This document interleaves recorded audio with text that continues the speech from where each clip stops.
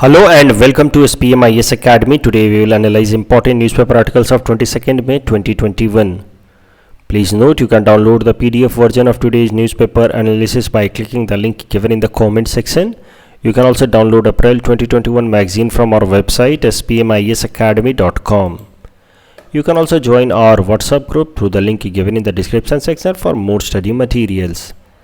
This is the list of the topics that we will be covering from today's newspaper. And the first article is taken from editorial segment. It is about cooperative federalism and this topic is important from our syllabus paper 3 Indian polity point of view. So इस article को समझने के लिए पहले briefly discuss कर लेते हैं कि फेडरल सेटअप होता क्या है और उसमें भी किस किस तरह के पॉसिबल फेडरल सेटअप्स हो सकते हैं. तो देखिए, जनरली जो पॉलिटिकल सेटअप्स होते हैं, जो सरकारों का स्ट्रक्चर होता है, वो दो तरीके का होता है.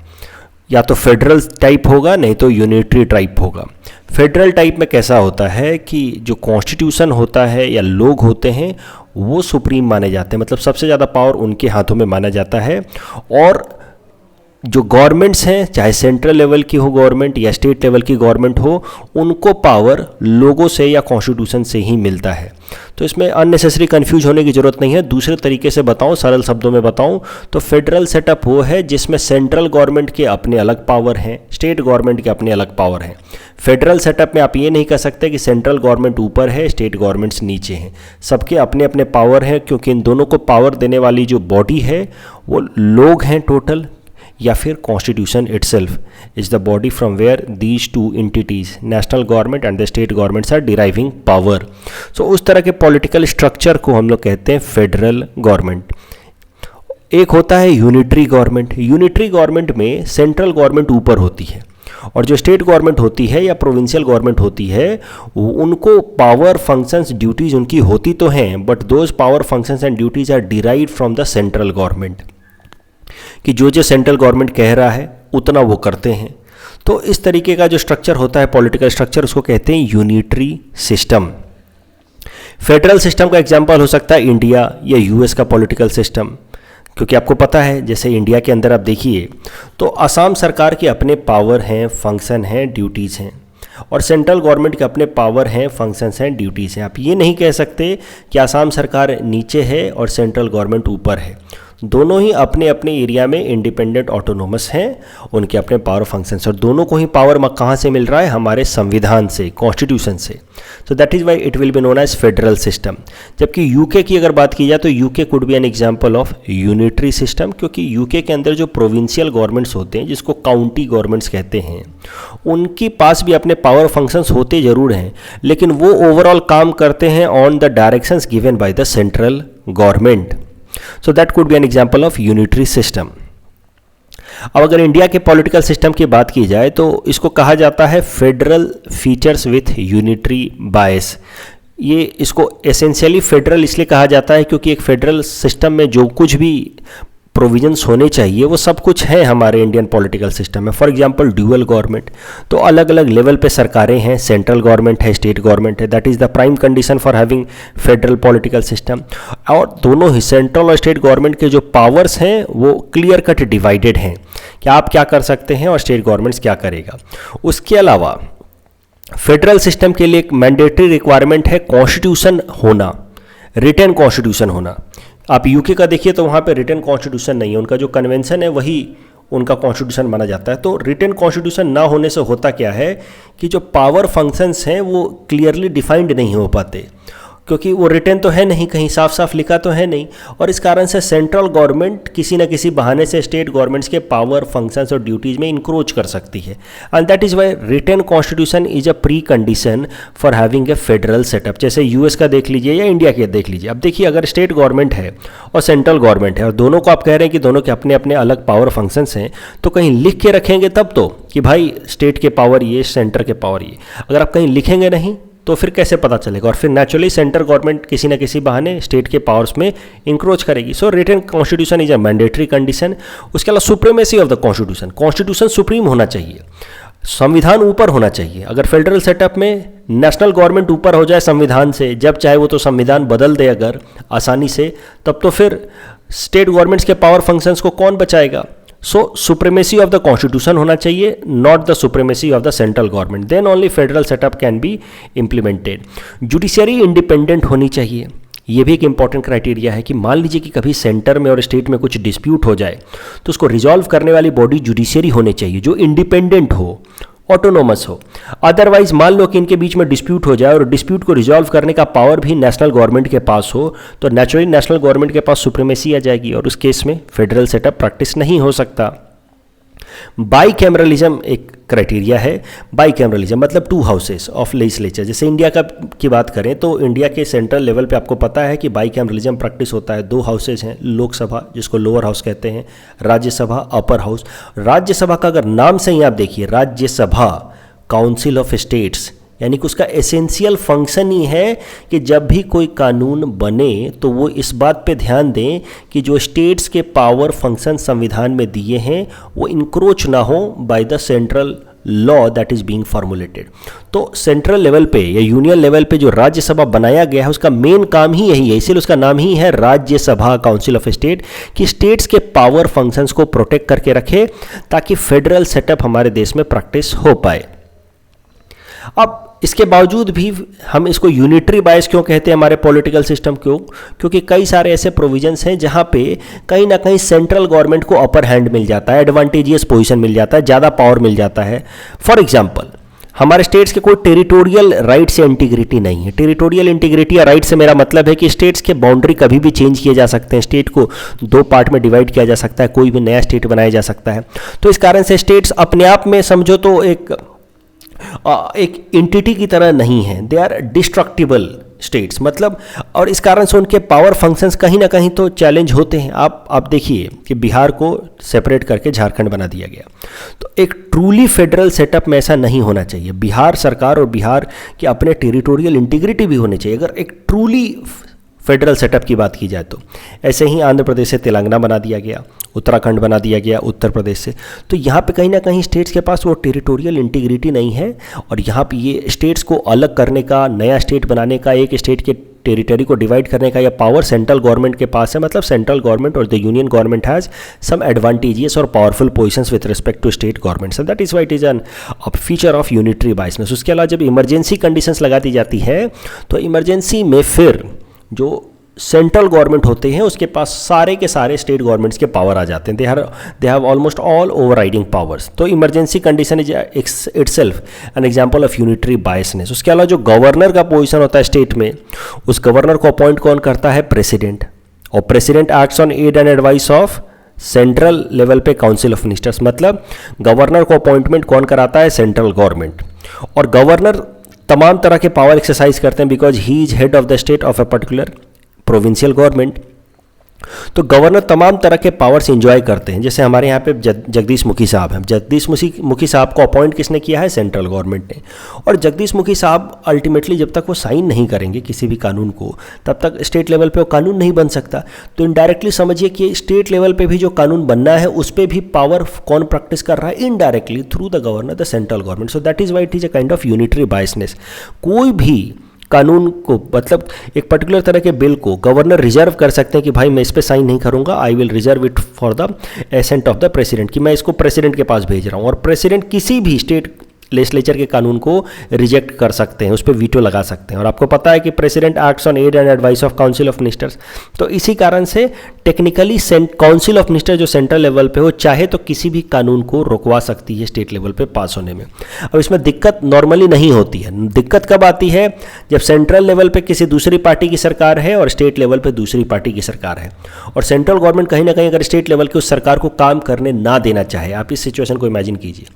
तो स्टेट गवर्नमेंट जब भी कोई कानून बनाएगा, सेंट्रल गवर्नमेंट उसको प्रेसिडेंट के पास बुलवा लेगा थ्रू गवर्नर, और फिर उस बिल को वीटो करा देगा by giving one argument of the other.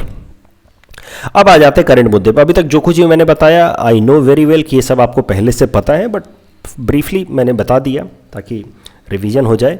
अभी फेडरलिज्म के अगर दो टाइप की बात की जाए कि ये जो रिलेशन है सेंटर और स्टेट के बीच में, इनफैक्ट अगर फेडरल सेटअप की बात की जा रही है तो फेडरलिज्म के अंदर दो तरीके से प्रैक्टिस की जा सकती है फेडरलिज्म को। सेंटर और स्टेट के बीच के जो पावर्स हैं, they could be in two manners, cooperative federalism या कॉम्पिटिटिव फेडरलिज्म। कोऑपरेटिव फेडरलिज्म, ये वो फेडरल सेटअप होता है, ये उसमें स्टेट गवर्नमेंट्स आपस में कोऑपरेट करती हैं, सेंट्रल गवर्नमेंट के साथ आपस में भी वो कोऑपरेट करती हैं और सेंट्रल गवर्नमेंट के साथ भी कोऑपरेट करती हैं। सो इसको कहते हैं कोऑपरेटिव फेडरलिज्म। कोऑपरेटिव फेडरलिज्म में जो सबसे इंपॉर्टेंट ऑब्जेक्टिव होता है वो होता है नेशनल या पब्लिक इंटरेस्ट, कि भाई सबका भला करना है।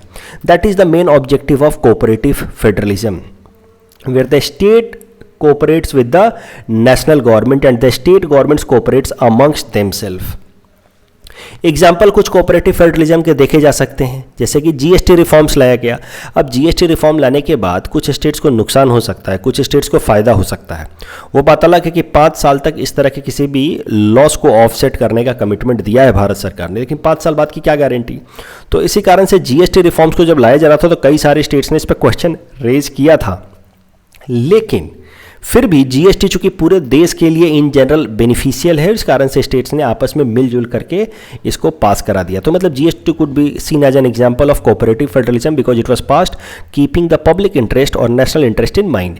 रिवर इंटरलिंकिंग प्रोजेक्ट का अगर एग्जाम्पल दिया जाए तो that could also be an example of cooperative federalism, कि भाई रिवर्स को इंटरलिंक करने से हो सकता है कि किसी एक पर्टिकुलर स्टेट का पानी थोड़ा कम हो जाए, क्योंकि एक स्टेट के रिवर से पानी दूसरे स्टेट में चला जाए, लेकिन फिर भी सारे स्टेट्स ने मिल करके रिवर इंटरलिंकिंग प्रोजेक्ट्स के लिए अग्री किया है इन थ्योरी। तो इससे ये पता चलता है कि सारे स्टेट्स ने मिल करके फैसला लिया है कि हम नेशनल इंटरेस्ट के लिए, ओवरऑल पब्लिक इंटरेस्ट के लिए इस इंटरलिंकिंग प्रोजेक्ट को करेंगे। उसके अलावा कुछ सेटअप्स हमारे कॉन्स्टिट्यूशन में दिए गए हैं, जैसे इंटर स्टेट काउंसिल या जोनल काउंसिल, जिसपे इस काउंसिल्स में आकर के और अलग अलग स्टेट के जो चीफ मिनिस्टर्स होते हैं वो नेगोशिएट करते हैं कि कैसे आपस में कोऑपरेशन बनाया जाए। So this could also be an example of cooperative federalism. और कोऑपरेटिव फेडरलिज्म आपको हमारे देश के पॉलिटिकल सिस्टम में देखने को मिल सकता था टिल 1969, बहुत ज़्यादा दिखता था, क्योंकि उस टाइम में था क्या कि सेंट्रल लेवल पे भी और ज़्यादातर स्टेट लेवल पे भी कांग्रेस की सरकार थी, और इस कारण से उस टाइम के इंडिया के पॉलिटिकल सिस्टम को कहा जाता है कांग्रेस सिस्टम। रजनी कोठारी जी ने इसको नाम दिया है कांग्रेस सिस्टम। जो इंडिया की पॉलिटिकल सिस्टम थी right since independence till 1969 known as Congress system. और कांग्रेस सिस्टम में नेचुरली आपको कोऑपरेटिव फेडरलिज्म देखने को मिलेगा। जो सेंट्रल लेवल पे सरकार है वही स्टेट लेवल पे भी है, तो जो सेंट्रल गवर्नमेंट बोलेगा वही स्टेट गवर्नमेंट्स आपस में करेंगे। उसके अलावा प्लानिंग कमीशन का जो टाइम था that could also be an example of cooperative federalism, क्योंकि जो नेशनल इंटरेस्ट या पब्लिक इंटरेस्ट को ध्यान में रखते हुए सेंट्रल लेवल पे सारी प्लानिंग होती थी कि आने वाले 5 सालों में हम कहाँ पे फोकस करेंगे। So that way, because of planning commission that was making overall developmental planning for next 5 years, because of planning commission, the states had to cooperate with themselves, and that led to a kind of cooperative federalism. लेकिन धीरे धीरे now we are witnessing a new format of federalism, जिसको कहते हैं competitive federalism, जहां पे हर state आपस में कंपटीशन कर रहा है, हर स्टेट अपने बेनिफिट्स को मैक्सिमाइज कराना चाहता है even at the cost of other states. इसको कहते हैं competitive federalism. It involves competition amongst the states and even amongst the state and the centre for economic benefits. Competitive federalism के कुछ एग्जांपल हो सकते हैं। देखिए, जैसे ease of doing business ranking निकाली जाती है कि इस स्टेट में बिजनेस के लिए इन्वायरमेंट अच्छा है, इस स्टेट में बिजनेस के लिए इन्वायरमेंट खराब है। तो इन सब तरह की रैंकिंग इसीलिए निकाली जाती है ताकि स्टेट्स के बीच में एक कॉम्पिटिशन का माहौल जनरेट हो। आजकल देखते हैं स्वच्छ सर्वेक्षण रैंकिंग निकलती है, तो ये तमाम तरह की जो स्टेट की रैंकिंग्स निकाली जाती है that is done with an objective of competitive federalism कि अच्छा रैंक निकलेगा तो आपस में कॉम्पिटिशन होगा। जैसे हम लोग आपका टेस्ट कर लेते हैं और टेस्ट के बाद आपका रैंक पब्लिश कर देते हैं, रैंक 1, 2, रैंक 3, 4। ये इसीलिए किया जाता है ना कि आपके बीच में कॉम्पिटिशन का माहौल बने। उसी को जब state of doing ease of doing business ranking वगैरह या अलग अलग तरह की रैंकिंग जो स्टेट्स के लिए निकाली जाती है that is done for the same purpose. कल हमने इसी मुद्दे पे बात की थी जब मैंने आपको बताया था कि ब्रॉडबैंड रेडीनेस इंडेक्स पब्लिश करने की बात की जा रही है अंडर नेशनल ब्रॉडबैंड मिशन। तो ये जो ब्रॉडबैंड रेडीनेस इंडेक्स है that could also be an example of competitive federalism कि भाई किस स्टेट में ब्रॉडबैंड कनेक्टिविटी के लिए प्लेटफॉर्म अच्छा है, किस स्टेट में नहीं है। तो तभी मैंने कल जिक्र किया था कॉम्पिटिटिव फेडरलिज्म का एग्जाम्पल हो सकता है ब्रॉडबैंड रेडीनेस इंडेक्स।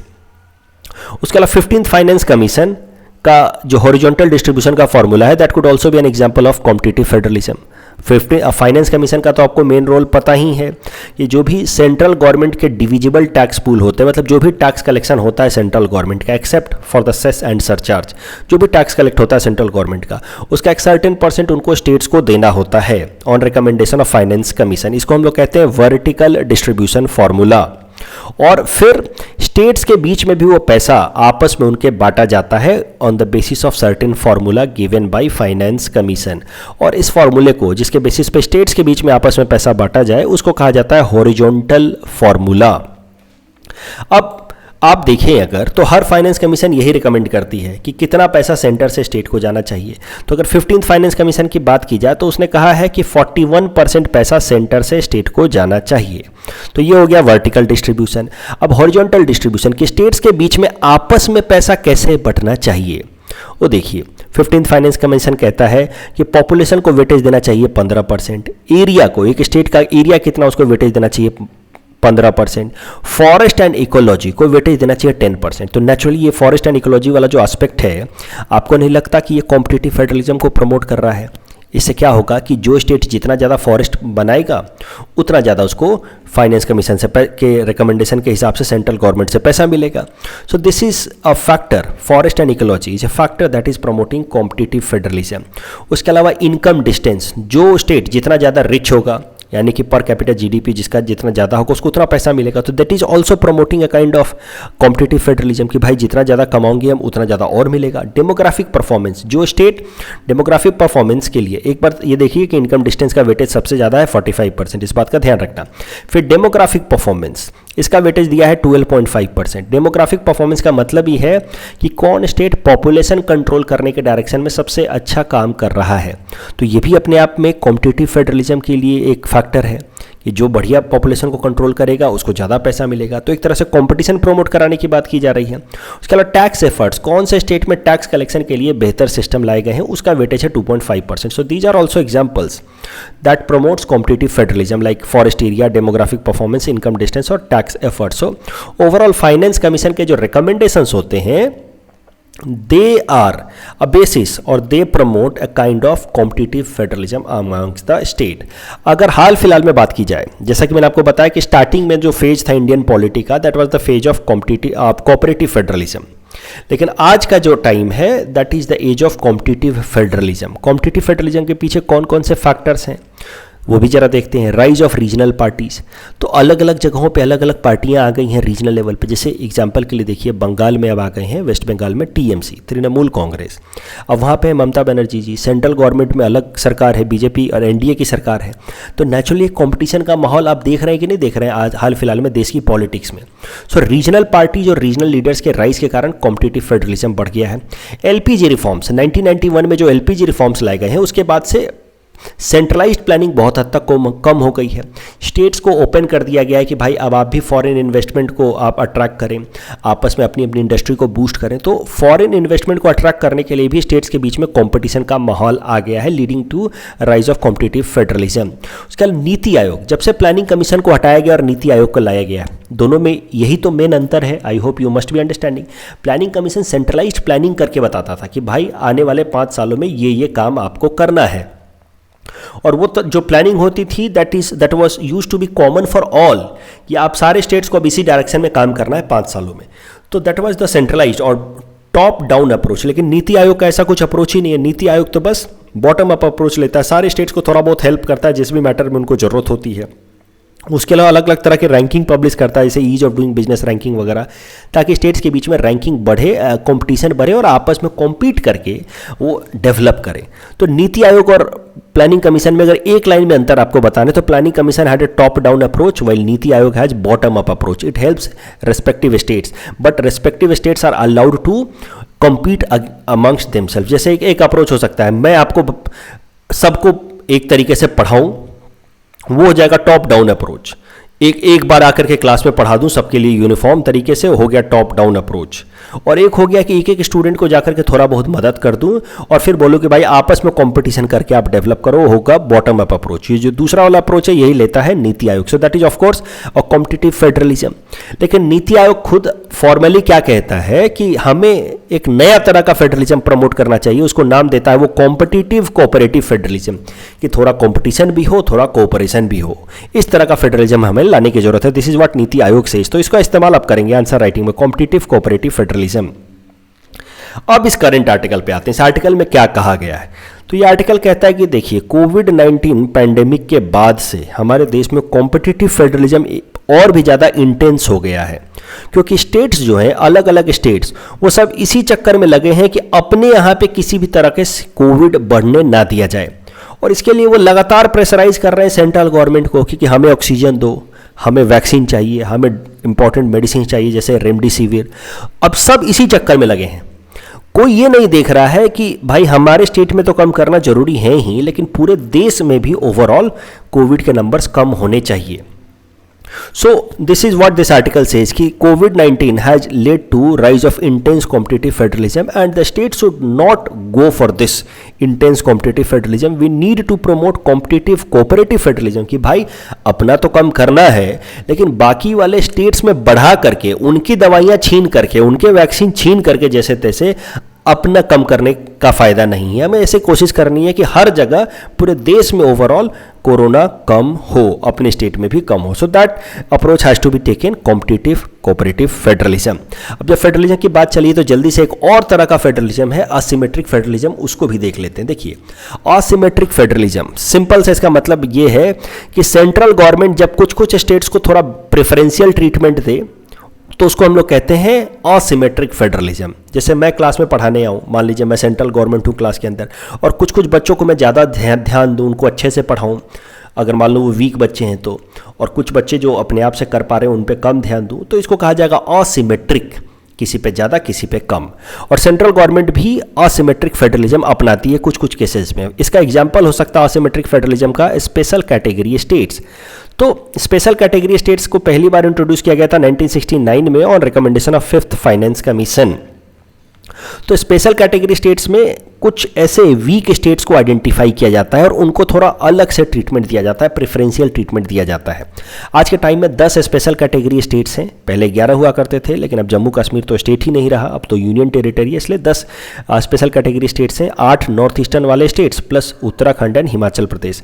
ये जो स्पेशल कैटेगरी स्टेट्स हैं इनको इस ग्राउंड पर डिटरमाइन किया जाता है कि हिली या रफ टेरेन हो, मान लो लो पॉपुलेशन हो, लोकेशन स्ट्रैटेजिक हो, लोकेशन ऑफकोर्स आप देख सकते हैं कि इनकी स्ट्रैटेजिक लोकेशन है, इकोनॉमिक बैकवर्डनेस हो, उनके यहाँ पे बिजनेस के ज़्यादा अपॉर्चुनिटीज़ ना हो, तो उनको स्पेशल कैटेगरी स्टेटस का दर्जा दिया जा सकता है। आज के डेट में 10 स्पेशल कैटेगरी स्टेट्स हैं। स्पेशल कैटेगरी स्टेट्स को कई सारे इकोनॉमिक बेनिफिट्स दिए जाते हैं सेंट्रल गवर्नमेंट से, और इसी कारण से इसको कहा जाता है एग्जांपल ऑफ असिमेट्रिक फेडरलिज्म। कुछ बेनिफिट मैं आपको बता देता हूं। जैसे मान लीजिए कोई भी सेंट्रल स्पॉन्सर्ड स्कीम चलाया जा रहा है, तो नॉर्मल स्टेट्स को उस स्कीम का बस 60% पैसा सेंट्रल गवर्नमेंट देता है, जबकि स्पेशल कैटेगरी स्टेट्स को उस स्कीम का 90% तक पैसा सेंट्रल गवर्नमेंट देता है। तो ये इस तरह के कई सारे बेनिफिट्स स्पेशल कैटेगरी स्टेट्स को दिए जाते हैं। That could be an example of asymmetric federalism. इस टॉपिक के बेसिस पे हमने आपको ये 2 प्रैक्टिस क्वेश्चन दे रखे हैं। You can attempt these questions and you can submit the answer in the comment section. The next article is taken from environment segment. It is about Chipko movement and this topic is important from our syllabus paper 4 environment point of view. So current news क्या है, तो देखिए, environmentalist Sundarlal Bahuguna जी की death हो गई है because of COVID related complications.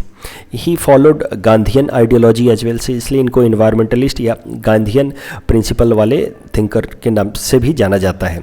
देखिए, सुंदरलाल बहुगुणा जी के बारे में अगर बात की जाए तो he is one of the earliest environmentalist in India. इनको पद्म विभूषण अवार्ड भी मिल रखा है इन 2009, मतलब सेकेंड हाईएस्ट सिविलियन अवार्ड भी मिल चुका है in 2009 for his contribution in the field of environment conservation.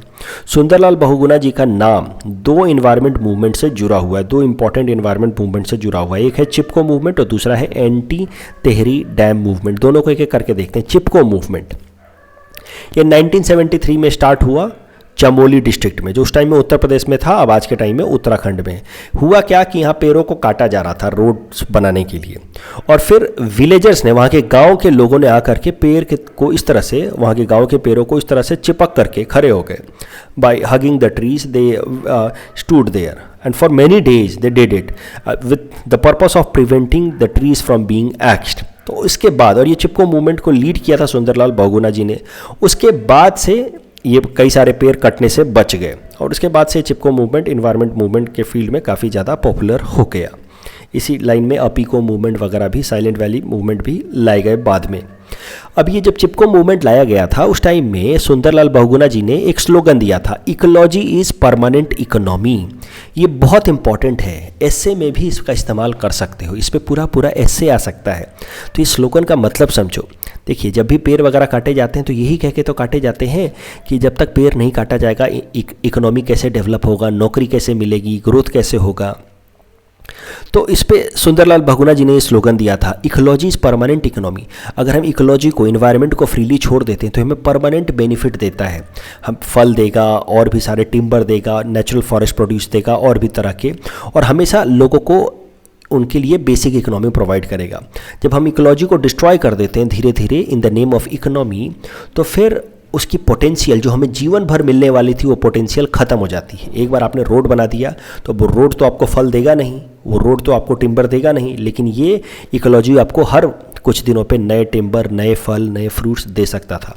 So this concept has to be used. इस पे पूरा एस्से भी आ सकता है अगर कभी कोई टॉपिक आ जाए इकोलॉजी वर्सेस इकोनॉमी। और ये काफ़ी बर्निंग इशू है कि जब तक हम इन्वायरमेंट को थोड़ा डैमेज नहीं करेंगे, इकोनॉमिकली ग्रो कैसे करेंगे। वहाँ पे आप इस कॉन्सेप्ट का इस्तेमाल कर सकते हैं, ecology is a permanent economy. उसके अलावा जो दूसरा इंपॉर्टेंट मूवमेंट जिसके साथ सुंदरलाल बहुगुणा जी का नाम जुड़ा है वो है Tehri dam movement. Tehri dam, anti Tehri dam movement. तो तेहरी डैम देखिए, ये भागीरथी नदी के ऊपर ये तेहरी डैम है। This is also in Uttarakhand. और ये जो तेहरी डैम है ये इसलिए भी पॉपुलर है या इंपॉर्टेंट है because it is highest dam in India. India का सबसे ऊंचा डैम है। और इस मूवमेंट को लगभग 24 साल तक सुंदरलाल बहुगुणा जी ने लीड किया, 1980 से लेकर के 2004 तक। इतने मूवमेंट के बावजूद भी ये तेहरी डैम बन गया finally in 2006 and it has been functional since then. ये प्रोटेस्ट इसलिए किया जा रहा था ताकि ये तेहरी डैम में बहुत सारा एरिया जो है इस आसपास का वो पानी के नीचे डूबने वाला था। आपको तो पता है कि डैम जब बनाया जाता है तो बहुत सारा पानी स्टोर करके रखा जाता है, उसमें फिर बहुत सारा एरिया सबमर्ज हो जाता है, फिर वहाँ से विलेजर्स को रिमूव कराया जा करके कहीं और जाकर रिसेटल कराया जाता है। तो ये सब प्रॉब्लम्स के कारण एंटी तेहरी डैम मूवमेंट को लॉन्च किया था सुंदरलाल बहुगुणा जी ने। उनका ये भी मानना था कि तेहरी डैम से लॉन्ग रन में काफ़ी ज़्यादा इकोसिस्टम को नुकसान हो सकता है इस एरिया को। अब तेहरी डैम जैसा कि मैंने आपको बताया हाईएस्ट डैम ऑफ इंडिया है, तो इससे रिलेटेड कुछ और फैक्ट देख लो। जो हीराकुंड डैम है उड़ीसा का on Mahanadi river, it is longest dam of India. और जो कलनई डैम है तमिलनाडु में, it is oldest dam of India. तो इस टॉपिक के बेसिस पे हमने आपको ये प्रैक्टिस क्वेश्चन दे रखा है। You can attempt this question and you can submit the answer in the comment section. The next article is taken from environment segment again. It is about A76 iceberg. This topic is important from our syllabus paper for environment point of view. तो news काफ़ी सरल है। ये देखिए, ये है Antarctica. Antarctica का यहाँ पे आप देखिए रोन आइस सेल्फ। ये रोन आइस सेल्फ, आइस सेल्फ वो होता है जो आइलैंड से कनेक्टेड या कॉन्टिनेंट से कनेक्टेड आइस सीट होती है, उसको हम लोग कहते हैं आइस सेल्फ। इस रोन आइस सेल्फ से टूट करके एक आइसबर्ग अलग हो गया है। उस आइसबर्ग का नाम है A76। इस एरिया में यहाँ से एक आइसबर्ग टूट करके अलग हो गया है and now it is floating separately in Weddell Sea. इस आइसबर्ग का नाम है A76। और ये आइसबर्ग इतना बड़ा है that now it has been known as world's largest iceberg. ये दुनिया का सबसे बड़ा आइसबर्ग हो गया है अभी तक का A76 नाम से। और ये जो ब्रेकिंग हुआ है इस रोन आइस सेल्फ से इस आइसबर्ग का, A76 आइसबर्ग का, that is a natural cycle. Normally ice self टूटते रहते हैं और नए आइस सेल्फ बनते रहते हैं, तो it is a natural cycle that has resulted into formation of A76 iceberg and this now A76 iceberg is floating in Weddell Sea. अगर बात की जाए तो ये A76 आइसबर्ग की एरिया लगभग 4320 किलोमीटर है, मतलब हमारे दिल्ली शहर से लगभग 3 गुना ज़्यादा बड़ा है। अब इसको रटने की ज़रूरत नहीं है, बट ऐसे आपकी अंडरस्टैंडिंग के लिए मैंने बता दिया। देखो, ये वेडल सी में ये A76 आइसबर्ग टूट करके धीरे से अलग हो गया है फ्रॉम रोन आइस सेल्फ। तो ये है रोन आइस सेल्फ और यह है A76 आइसबर्ग जो फ्लोट होकर के अब वेडल सी में फ्लोट हो रहा है, जो ब्रेक होकर के वेडल सी में फ्लोट हो रहा है। इस टॉपिक के बेसिस पे हमने आपको ये प्रैक्टिस क्वेश्चन दे रखा है। You can attempt this question and you can submit the answer in the comment section. The next article is taken from economic segment. It is about RBI, that is to transfer surplus to the government of India. This topic is important from our syllabus paper for Indian economy point of view. तो थोड़ा background समझ लेते हैं, क्या कैसे होता है, RBI कैसे पैसा ट्रांसफ़र करती है। तो ये आरबीआई है मान लीजिए, तो आरबीआई को अलग अलग तरीक़ों से कमाई होती है, कुछ अर्निंग होती है। For example open market operation जब आरबीआई करती है, जिसे खरीदती है बेचती है, तो उसमें कुछ एक अपना प्रोसेसिंग फ़ीस भी वो लेती है। उसके अलावा आरबीआई ने मान लो अपने जो फॉरेन करेंसी एसेट्स हैं उसको कहीं इन्वेस्ट कर रखा है, तो उससे भी थोड़ी कमाई होती है आरबीआई की। तो मिला जुला करके मुद्दा ये है कि RBI apart from regulating different financial sectors of our economy, it also makes certain investment and earn some amount of money। तो कुछ पैसा ये कमाती है, और पैसा जब कमाती है तो चूंकि ये भारत सरकार की ही कंपनी है, ओवरऑल आप मान कैसे चलिए, वैसे तो ये कंपनी है नहीं इन जनरल, ये एक रेगुलेटर है, लेकिन है तो भारत सरकार की। और इस कारण से जब ये पैसा कमाती है तो साल में कुछ एक हिस्सा भारत सरकार को वो देती है एज सरप्लस। तो money, some amount of money earned by the RBI is given to the government of India as surplus fund, rest of the money is kept with RBI as its reserves। अब current news ये है कि RBI ने फैसला लिया है कि 9 महीने के लिए, जो मतलब जुलाई 2020 से लेकर के मार्च 2021 का पीरियड था, इस महीने के लिए 9 महीनों के लिए आरबीआई भारत सरकार को 99,122 करोड़ का सरप्लस ट्रांसफ़र करेगी। सबसे पहले तो आपके दिमाग में आएगा कि 9 महीने क्यों, ऐसा अटपटा सा क्यों, एक साल का क्यों नहीं। तो इसको समझिए, आरबीआई अपना एक फिस्कल साइकिल चलाती थी फ्रॉम जुलाई टू जून, ठीक है, 1 जुलाई से लेकर के 30 जून तक। लेकिन इस बार फैसला लिया भारत सरकार ने कि जो नॉर्मल फिस्कल साइकिल होता है 1 अप्रैल से लेकर के 31 मार्च तक, वही साइकिल आरबीआई भी फॉलो करेगी। तो पुराना साइकिल को हटा करके नया साइकिल लाना था। इसी कारण से ये जो साइकिल है ये बस 9 महीने का ही रखा गया है, 1 जुलाई से शुरू हुआ है और 31 मार्च को ख़त्म कर दिया गया है। तो 9 महीने का ये साइकिल है। अगले साल से वापस से अब आरबीआई का साइकिल शुरू हो गया 1 अप्रैल से 31 मार्च तक। And that is why this year it was 9 month cycle, क्योंकि आरबीआई का पहले साइकिल अलग था, जुलाई से जून तक का था। अब समझिए, जो अमाउंट ट्रांसफ़र करने का फैसला लिया आरबीआई ने बहुत ज़्यादा है। इससे ज़्यादा बस एक ही बार आरबीआई ने सरप्लस अमाउंट ट्रांसफ़र किया था, और वो था 2018-19 में, जब 1,76,000 करोड़ 1,76,000 करोड़ आरबीआई ने सरप्लस ट्रांसफ़र किया था।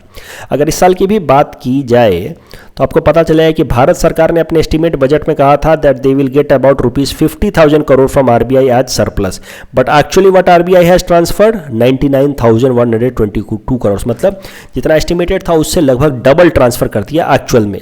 तो क्यों ऐसा किया, वाई सो हाई सरप्लस ट्रांसफर? तो कारण बहुत सरल है। देखो, सेकेंड वेव आ गया है कोविड का हमारे देश में, जिस कारण से फिर से इंडिया भर में अलग अलग जगहों पे लॉकडाउन लग रहे हैं, और लॉकडाउन के कारण भारत सरकार के टैक्स की कमाई वापस से नीचे जा रही है, क्योंकि बिजनेसेस हो नहीं रहे हैं तो टैक्स कैसे आएगा। जब टैक्स की कमाई नीचे जा रही है तो भारत सरकार को पैसा तो चाहिए, और इसी पैसे के लिए फिर भारत सरकार ने सरप्लस बढ़ा दिया है आरबीआई के थ्रू, और जितना उम्मीद किया था या जितना पहले प्लान किया था उससे ज़्यादा सरप्लस लिया है from RBI in order to manage its budget.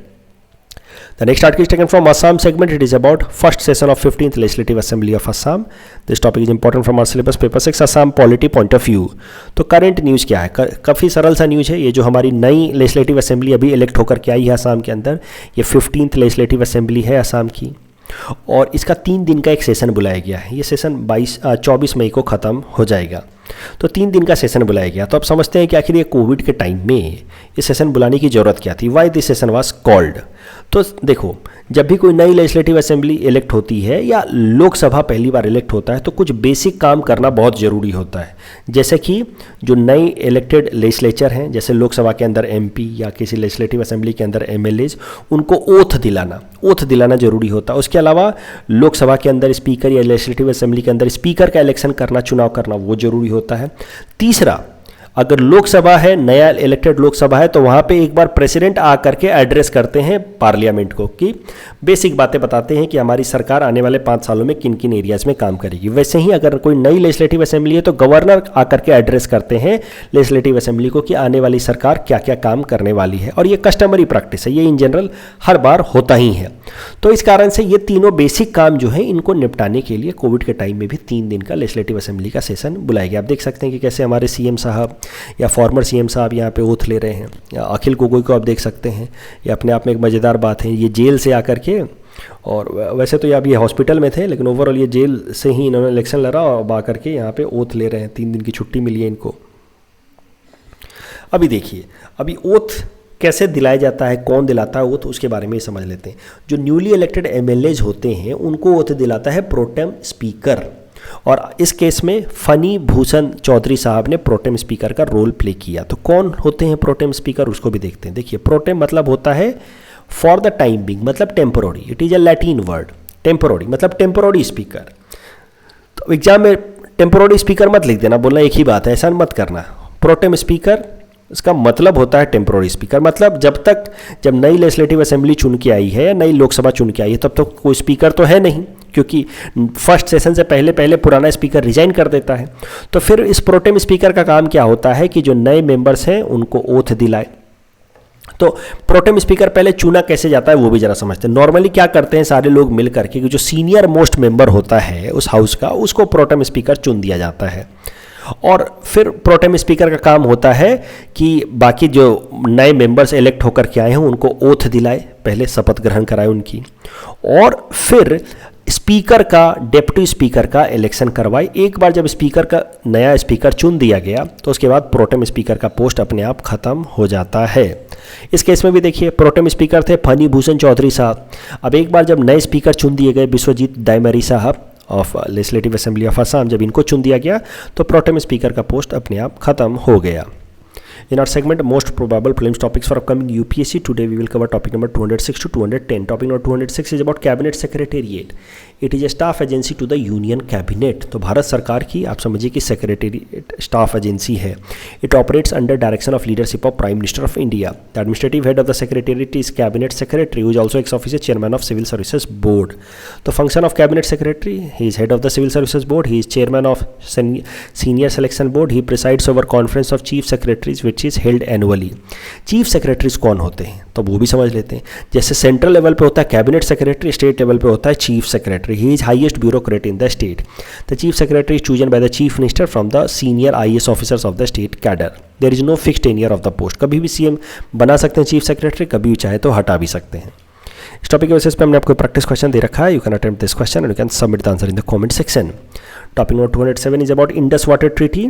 So this treaty was signed in Karachi 1960 between Indian and Pakistani government. India was represented by Prime Minister Jawaharlal Nehru while Pakistan was represented by President Ayub Khan. This agreement was brokered by World Bank. इस agreement के हिसाब से ये जो तीन नदियाँ eastern side के बियाज, रावी और Sutlej that belong to India, जबकि तीन नदियाँ जो वेस्टर्न साइड की India, Jhelum, Chenab that belong to Pakistan. लेकिन इन तीन जो वेस्टर्न साइड की नदियाँ हैं इंडिया, झेलम, चेनाब, इनका 20% वाटर इंडिया यूज कर सकता है for purposes like irrigation, power generation and transportation.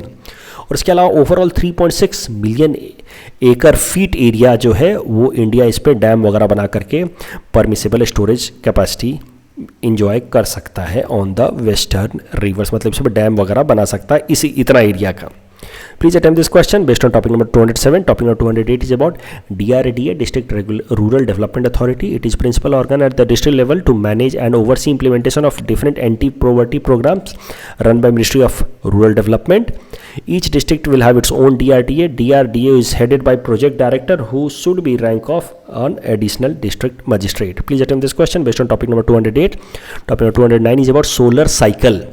तो देखिए, सोलर साइकिल को एकदम सरल तरीके से मैं बता देता हूँ। सन भी एक मैग्नेट की तरह काम करता है, लेकिन जो सन का जो मैग्नेट है ना वो अपना ओरिएंटेशन बदलता रहता है और 11 सालों में वो अपना ओरिएंटेशन पूरी तरह से बदल लेता है। मान लीजिए नॉर्थ पोल इधर है, साउथ पोल इधर है, 11 सालों बाद नॉर्थ इधर आ जाएगा, साउथ इधर आ जाएगा, और इसी को कहते हैं हम लोग सोलर साइकिल। और जब आप समझिए कि सन के ऊपर सोलर स्पॉट्स ज़्यादा हो तो आप समझ लीजिए कि ये इसको सोलर मिनिमम कहा जाता है, मतलब उस टाइम में सन की जो मैग्नेटिक फील्ड वो मिनिमम है। ये देखिए सोलर मिनिमम, तो सन स्पॉट्स ज़्यादा हैं तो सोलर मिनिमम, मैग्नेटिक फील्ड कम, और सोलर स्पॉट्स कम है यानी कि सन का ब्राइटनेस ज़्यादा है तो आप समझ लीजिए कि मैग्नेटिक फील्ड भी ज़्यादा है। तो 11 साल का साइकिल है। सोलर मिनिमम मतलब ये नॉर्थ था ये साउथ था तो ये होगा मैक्सिमम, सोलर मैक्सिमम। फिर धीरे धीरे नॉर्थ खत्म होने लगा, साउथ भी खत्म होने लगा तो हो जाएगा सोलर मिनिमम। फिर धीरे धीरे ये नॉर्थ होगा ये साउथ हो जाएगा तो इसको कहा जाएगा फिर से सोलर मैक्सिमम। तो जीरो हो गया मान लो मैग्नेटिक फील्ड तो इसको कहा जाता है सोलर मिनिमम, या बहुत कम हो गया तो सोलर मिनिमम, ज़्यादा हुआ तो सोलर मैक्सिमम। और जो पिछला सोलर साइकिल है वो 2019 दिसंबर में कंप्लीट हुआ, तो फिर 11 साल बाद लगभग 2030 में जाकर के वापस एक और सोलर साइकिल कंप्लीट हो जाएगा। Please attempt this question based on topic number 209। अभी तक हमारे साइंटिस्ट लोगों ने 24 इस तरह के सोलर साइकिल्स को स्टडी किया है over a period of time, मतलब 240 साल तक का लगभग स्टडी कर लिया है। Topic number 210 is about policy on promotion of city compost. It was announced by Ministry of Chemical and Fertilizer in 2016. इसमें क्या कहा गया कि हर सिटी से कंपोस्ट वगैरह इकट्ठा करके फर्टिलाइजर कंपनियों को दिया जाएगा, जो इसकी मदद से फर्टिलाइजर बनाएंगे। और इन फर्टिलाइजर कंपनियों को अगर वो कंपोस्ट से फर्टिलाइजर बनाते हैं तो हर पर टन फर्टिलाइजर उनको ₹1500 का सब्सिडी देगी सरकार। लेकिन फिर भी ये स्कीम अभी तक सक्सेसफुल नहीं हो पाया है, क्योंकि ये 1500 बहुत कम है। उसके अलावा मार्केट है नहीं, सिटी कंपोस्ट से बनाए हुए फर्टिलाइजर का डिमांड नहीं है। फार्मर्स को तो वही सब चाहिए फर्टिलाइजर, यूरिया वगैरह, ये सब फर्टिलाइजर कौन यूज़ करता है। और इस कारण से ये स्कीम अभी तक बहुत सक्सेसफुल नहीं हो पाई है। Please attempt this question based on topic number 210. This is the answer of question number 201 to 205 that we had given in yesterday's newspaper analysis. Today's question can be attempted by students, and you can submit the answer in the comment section. We will be sharing answer of these questions in tomorrow's newspaper analysis. कल जो मैंने practice question दिया था उसका answer देख लेते हैं। National broadband mission aims to have an optical fibre network in gram panchayat. This is wrong. ये नेशनल ब्रॉडबैंड मिशन का नहीं था, भारत ब्रॉडबैंड का ये पर्पस था। It is being implemented by ministry of electronics and information technology. Again this is wrong, it is being implemented by ministry of communication. So the correct answer is option D, none. Assam Police cyber drone cyber security is developed in line with cyber security model of following state. Answer will be option B, Kerala. Nord Stream 2 pipeline recently seen is belonging to Baltic Sea. And Coviself, it is India's first self test kit. Of course it is correct. It is based on antibodies test. No, it is based on antigen test. So the correct answer is option A, one only. That's all from our side for today. Thanks for watching.